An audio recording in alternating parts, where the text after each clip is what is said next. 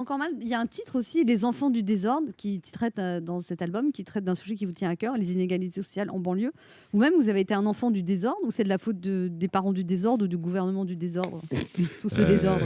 Moi, je me considère pas enfant du désordre parce que mes parents étaient là, étaient bien là, et enfin voilà. Et puis il n'y avait pas de problème d'argent chez moi. Les enfants du désordre, avant tout, c'est lié à des problèmes souvent économiques.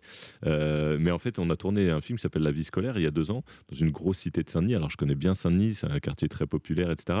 Mais j'ai redécouvert pendant ce film, parce qu'on y a passé 2 mois de tournage plus 2 mois de préparation, j'ai sûrement redécouvert à ce moment-là ce que c'était qu'avoir 13 ans et être dans ces quartiers-là. Et c'est ça qui m'a donné envie d'écrire là-dessus.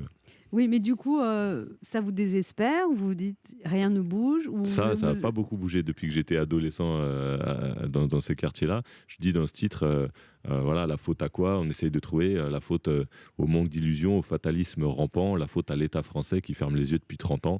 C'est sûr que ça, c'est une des raisons, certainement, c'est qu'il n'y a pas vraiment de volonté politique voilà, vraiment de massivement investir le changement dans ces quartiers-là. ça vous met en colère, Grand Corps Malade?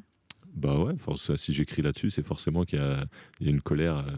Et en plus, vous connaissez toute la vivacité, on l'a vu dans la vie scolaire, Ouais, ces bien gens qui ont sûr. envie de vivre, de Ah bah, il y a s'exprimer, qui ont des énormément de choses à talent et dire. d'intelligence et de vivacité, c'est sûr, mais ils sont, voilà, il y a tellement de facteurs qui fait qu'ils n'ont pas la même chance que les autres que ouais, c'est assez révoltant.